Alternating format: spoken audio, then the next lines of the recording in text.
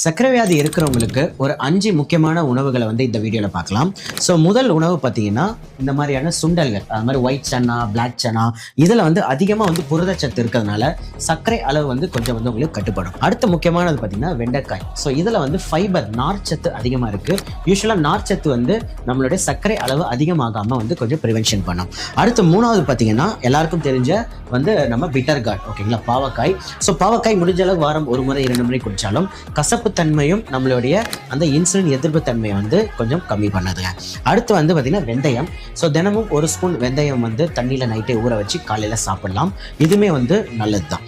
And ஃபைனலாக வந்து fruits என்ன சாப்பிட்லான்னா, மோஸ்ட்டாக வந்து பார்த்திங்கன்னா இந்த விட்டமின் சி நிறைந்த இந்த ஆரஞ்சு, இந்த நெல்லிக்காய், இதுவுமே வந்து சர்க்கரை வியாதி பேஷண்ட்ஸ் வந்து பயப்படாமல் வந்து சாப்பிடலாம். இந்த மாதிரி உங்களுக்கோ உங்கள் ஃபேமிலிக்கோ ஃப்ரெண்ட்ஸுக்கோ வந்து டயபெட்டிஸ் வந்து கஷ்டப்படுறாங்க, சர்க்கரை வியாதி இருக்கிறவங்களுக்கு ஒரு 5 முக்கியமான உணவுகளை வந்து இந்த வீடியோவில் பார்க்கலாம்.